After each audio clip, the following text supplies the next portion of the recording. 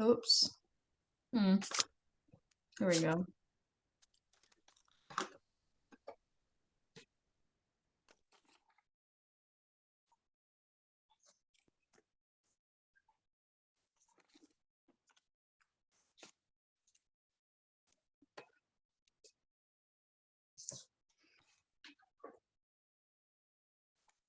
Okay, cool. So we're live. Just waiting for the Facebook settings to pop up so I can mute Facebook. There we go.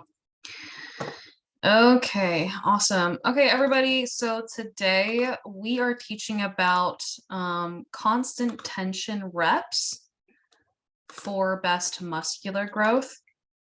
Whether you're experienced in weightlifting or not, there are different ways to perform your sets or your reps. So repetitions are like, you're doing bicep curl, that's 1 repetition, 2 repetition, 3 repetition, et cetera, et cetera.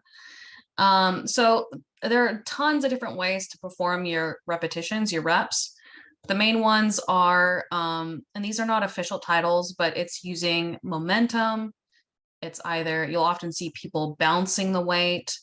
You'll see people doing rest pause. And then there are controlled sets or reps. And so we're going to cover all of those, and I'm going to show you examples of each of them so that you know what they look like. And then we're also going to cover the science behind why controlled reps are more effective at building muscle.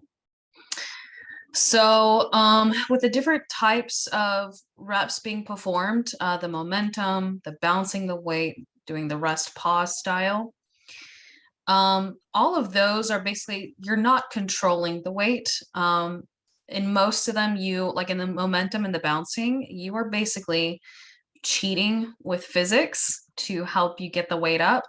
And so that takes some tension off of the muscular fibers. It also provides a little bit of rest. Also in the rest pause case, in that scenario. So for example, rest pause would be, say you do a curl and you're feeling fatigued, you let it down and then you let it hang there for a few moments, like maybe, 2, 3, 4 seconds, whatever. That is considered resting between reps. That's a form of rest pause style training, and that's not as effective as doing controlled reps. So let me show you guys some examples of what all of these scenarios look like, and then we will cover the science behind them. So I'm going to share my screen. Okay. Tanya, can you see my screen? Yes. Okay, awesome. Okay, cool. So this is an example of, oops, oh no, where'd it go? Oh, it left. Okay, hold on.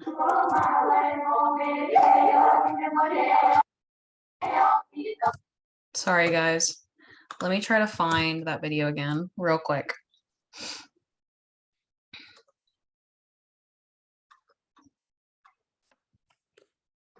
Okay, here we go. Here it is. Okay, so this is an example of using momentum in your set. So you see how he kind of throws the weight up to his chest or his rib cage? He's using physics, the law of physics, and he's basically like hoisting the weight up or throwing the weight up. Let me pause this. Okay. So in that scenario, you are basically, you are not recruiting the muscular fibers as optimally as possible. Yes, this can still be very stimulating to your strength. Basically, most of your strength potential is going to come from your central nervous system and that becoming more efficient and stronger. It's not, strength gains aren't fully related to muscular strength gains. They are partly, So when you train like this, yes, it can be very stimulating to your strength adaptations, but it's not going to be optimal for muscle building. And again, the reason why is because when you are throwing the weight up, basically you are allowing um, gravity, momentum to help you with the weight. I can guarantee you, if you're performing a set like this, it's too heavy for you to be able to do it in a controlled way. So if he were to pull this weight up explosively and then decide he's going to stop it at the very top, I can pretty much guarantee you that he's not going to be able to. He's not going to be able to pull it up all the way and hold that weight there. And that is indicative that he the weight is too heavy for him to be able to control that rep. So another example of, so here's a Olympic example of using momentum. So you see how he basically, once he gets the weight to his hips, he thrusts the weight forward and up in order to get it over his shoulders. That's another example of using momentum. Yes, this is sport specific. So, you know, if you need to do this for your sport, that's perfectly fine. Again, this can be great for strength adaptations, but in terms of muscular building, it's not going to stimulate your muscle fibers as effectively or efficiently as possible. Let's see, which one was this one?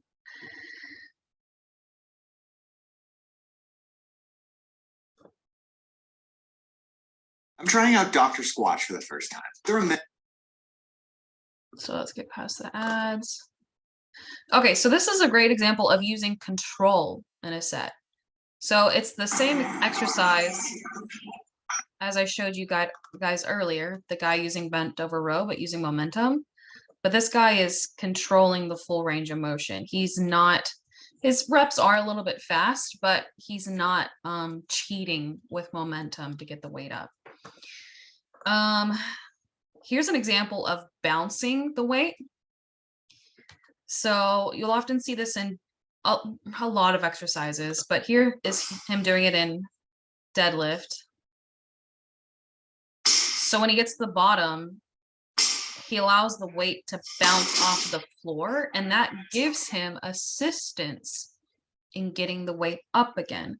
So if you're using momentum as assistance, you are taking workload off of the muscle fibers. And if you're taking workload off the muscle fibers, you are not stimulating your muscular fibers as effectively as possible. So let's cover a little bit of the science behind that. So in essence, you have predominantly two muscle fiber types.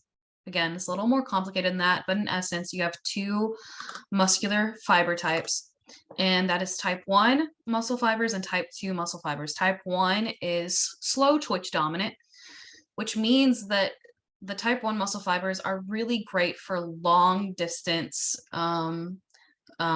longer duration exercises. So think of walking long distance. Say it takes you an hour to walk 3.5 miles, or say running a marathon. You know, you're not sprinting, you're jogging at a pretty casual pace. That is predominantly type 1 muscle fibers. And what type 1 muscle fibers are great for is, again, endurance style work, and type 1 muscle fibers have a great ability to recycle themselves. So what that means is, while some type 1 muscle fibers are engaged during the activity, other type 1 muscle fibers are resting while the other ones are working. So they basically turn on, turn off, turn on, turn off, turn on, turn off. And that's what makes them so great for long duration activities. Type 2 muscle fibers are fast twitch, and they are basically responsible for power, for doing something really quickly. So think of like sprinting as hard as possible. You can only sprint for so long at full force. Usually that's like, 15 to 30 seconds. And then your type 2 muscle fibers poop out. They're tired. They can't perform maximally anymore. So they are not good for long duration stuff, but they are great for short duration stuff, activity. And so whenever you are using momentum or bouncing the weight, you are taking mechanical tension off of your muscle fibers. And that's going to allow your type 1 muscle fibers to recycle a bit. And that's also going to allow your type 2 muscle fibers to recoup a bit, particularly for, like, let's say you're doing all of the above. Like, I'm sure you've seen people in the gym, and I'm just going to use bicep curls as an example because that's really easy for me to show you that, guys, in video. So an example of, bicep curls is, so they will often like lean forward and then hoist the weight up. So they're using momentum to get it up. And then they might like drop it at the bottom. So that would be bouncing out of the bottom. And then, as they get fatigued, they rest a bit at the bottom, maybe 2 seconds, pull again, rest again, like a second or two, pull again, rest again, 3 seconds. And, if they're training to failure like that, then, the rest between reps gets longer and longer. So you're allowing your type 1 muscle fibers to recycle and your type 2 muscle fibers to recuperate a bit. So basically, you are extending the time of your set without adding additional muscular tension, which is the goal for stimulating adaptations in muscular strength and size. Let me check my notes real quick. So, and that's going to reduce its effectiveness and also the efficiency of your workout. When you perform sets like that as well, you're also reducing the inroading capability of your muscular fibers and the cross bridging. Inroading is the temporary fatigue of a muscle. The purpose of training, specifically resistance training, is to fatigue the muscle so much so that it stimulates an adaptation. It basically tells your body, hey, we were so fatigued after this set or this workout that like we have to come back stronger next time, over time. But if you're extending your set with time and doing momentum, bouncing, rest, pause, all those forms of inefficient sets, then you're reducing inroad in your muscle. And then you're also reducing cross bridging. Now, cross bridging in your muscles is essentially like chemical reactions within your muscle. And the more cross bridging that occurs, the stronger the signal to your body for muscular growth and strength. So I want to show you guys an example of how you should perform your sets with constant tension, what that looks like. So let me share my screen again. Okay, so you guys should be able to see my screen. So here's an example of constant tension. She's doing a pretty good job of having full control as well. So as you can see, she never rests it at the bottom. She brings it up to the top in a pretty slow and controlled way. She holds it for a moment or two, and then she lowers it for about 3 seconds. But the key thing to note here is she has constant tension, meaning her muscles, her target muscles in this exercise, which are her quads, are working the entire set. She's not cheating with momentum. She's not throwing the weight up, hoisting it up. She's not using momentum. She's not bouncing out of the bottom to help her get it back up again. Which in all of those scenarios takes mechanical tension off of the muscle fibers. So if you perform your sets in this way, where you have constant tension, one, you are making your set more effective because you are creating more inroading, more cross bridging in the muscular fibers because of more mechanical tension. And then two, you are also making your workout more efficient, meaning you are saving yourself time. So let me give you guys an example of, I want to explain time under tension during a set. So let's say you're working out in the conventional way, meaning how most people work out in the gym. Let's say they're doing bicep curls. They're throwing the weight up for 1 second and then immediately lowering it down in 1 second. You know, whether they have control in their set or not, it's like up, down, up, down, up, down. And let's say at that repetition speed, they're able to do 10 reps total. And let's say they even train to failure. So it's 10 reps to failure. Well, if you count the time spent in that exercise, that's 1 second up, 1 second down. So for 10 reps, that's 20 seconds of work time for that one set. So you spent 20 seconds working out your biceps. Now, in the way that I recommend, which is one, constant tension and having full control in your reps, which means no momentum, no bouncing.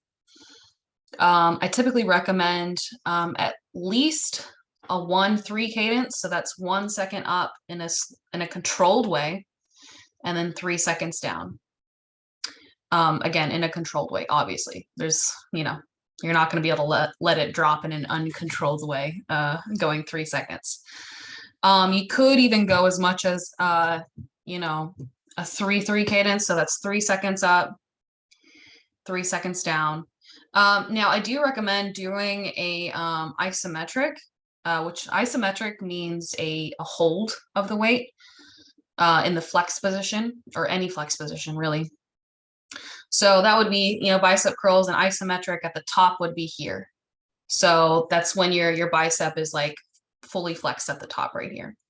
So if you're doing a 1-3 cadence, that's 1 second up, 1 second hold, 3 second negative. So that is 5 seconds for 1 rep. If you're doing 10 reps total, training to failure, that's 50 seconds of work. Let's see, 3, 1, 4, 5. Yeah, 50 seconds of work. So that's 50 seconds of constant work because you're not resting between your reps. You're not using momentum. You're not bouncing out of the bottom. So that is constant tension. That's one set, but you did 50 seconds of work on your biceps versus the 20 seconds of work in the other example that I gave you. So a big reason why a lot of people have to do multiple sets in conventional training, and by conventional training, I mean multiple exercises with multiple sets each. So let's say you're doing like 8 different exercises. People typically do at least 3 sets per exercise. So for example, squats, people will do 3 sets of squat. So if you're doing 8 exercises and you have 3 sets for every exercise, that's 24 sets per workout. And again, a big reason why they have to do that is because their actual work time in their sets is so short. It's only 20 seconds of work. So if you do 20 seconds per set, and you do 3 sets total, that's 60 seconds of work. And the way that I just described and I recommended, you get 50 seconds of work in that singular set. And if you train to failure, you are maximally providing mechanical tension for that muscle so that it signals to your body, hey, we need to get stronger next time around because we were too fatigued this last time. Does that make sense to everybody? Yeah. Awesome. What were you going to say, Tanya? I just said it does. Sorry, Okay. I had you mute. I mean, not you muted. I muted myself. No, you're good. Yeah. So, when you think about it, this, I call it minimalist training, where we only lift 2 times a week. We only do 1 set to failure. You're technically still doing about just as much volume as you're doing in conventional training, where you're lifting 3, 4, 5, 6 times a week, doing multi-sets when you consider the time under the actual workload, the tension of the exercise. It's not exactly the exact same time, but we've covered a lot of the science behind how only 1 set is needed, training to momentary muscular failure to maximally stimulate muscular growth, muscular strength, and body composition leanness. By the way, Facebook, if you guys have any questions, comment below. If you found this helpful, just comment. Okay, cool. Yeah. So while I do recommend at minimal the 1-3 cadence, 1 second up, 1 second isometric at the top, 3 second negative, you can extend that longer, especially if you're particularly worried about exercise longevity, maximal safety of your joints, tendons, ligaments. You can extend that longer. So you could do, a 3 second positive with a 1 second hold, 3 second negative. And some people even go as slow as a 7-7 cadence. So 7 seconds up, brief hold, 7 seconds down. As long as you still train to momentary muscular failure, which again is you literally cannot move the weight anymore with proper form, no matter how hard you are pushing or pulling, that is momentary muscular failure. As long as you still do those really slow reps to momentary muscular failure, you are still going to maximally improve your muscular strength and muscle mass. So yeah, that pretty much covers it. Let me just double check real quick if I had another video I was going to show you guys an example of. But do you guys have any questions on any of that? No, I don't. Okay, cool. No, but I'm guilty of a lot of those that you're talking about. The momentum and stuff? And Yeah, at least in the beginning, yeah. Oh yeah, in the beginning, but since you've been training with me for a while, you've been doing good on all of that. So I'm not going to go into detail here, but for you specifically, Claiborne, there is a difference between, how I assign strength sets to you guys and bodybuilding sets. So for example, like in your strength set for bend over row, I do permit some momentum, because again, that can be perfectly fine for, just purely strength gains, central nervous system gains. So yeah, there's a time and place for all of that, but in essence, unless you're in a specific sport that requires momentum, like Olympic lifting uses a lot of momentum, strongman competitors use a lot of momentum, then, there's no need to do that.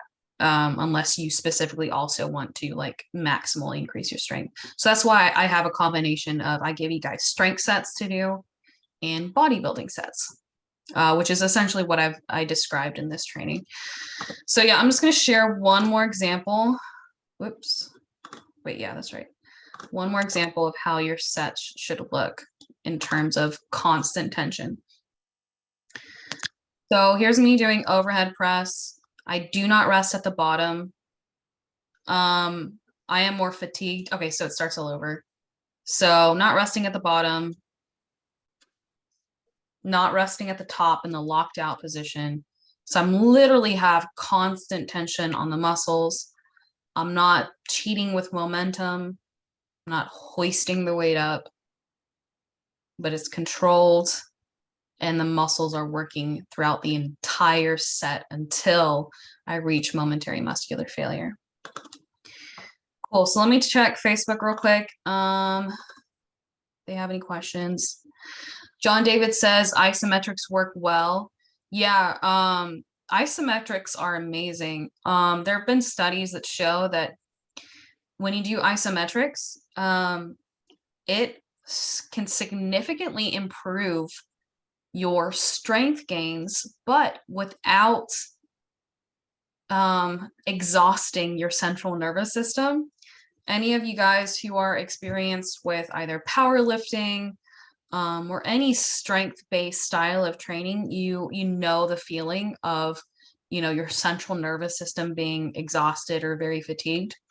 So isometrics are really amazing to where you can actually overload the weight. So you can use a weight, like let's say you're doing isometrics at on squats, you can walk out from the rack with a weight heavier than you can actually squat. And what it does is it primes your central nervous system, like if you plan to do a real set of squats after that. And it really lends to strength gains, but without fatiguing your central nervous system as much as performing conventional sets. So yeah, thanks for that, John David. Yeah, so thank you guys for joining. If y'all have any questions, just post it in the comments in the video. And let me know. I'll talk to you guys soon. Oh, okay, so I forgot. So we are running a group referral challenge where you can win $100 from me. So basically whoever refers the most amount of people to join our group, Strong and Lean, and 2 times a week, you will win $100 next Monday, January 23rd. It's really easy to do. All you have to do is send the link to the group for people to join. For best results, I do recommend that you send them a little message like, hey, I thought about you in regards to this group. You can say whatever you want. You could say something like, you know, Paige does weekly live trainings about how you can get better results lifting only 2 times a week. And then you send them the link. And then if they want to join, they just click on the link and they request to join. So yeah, whoever requests the most amount of people by Monday, January 23rd, you win $100 cash. So yeah, let me know if you guys have any questions, and I will see you guys tomorrow. Bye. Bye. Thanks, bye. You're welcome. Bye.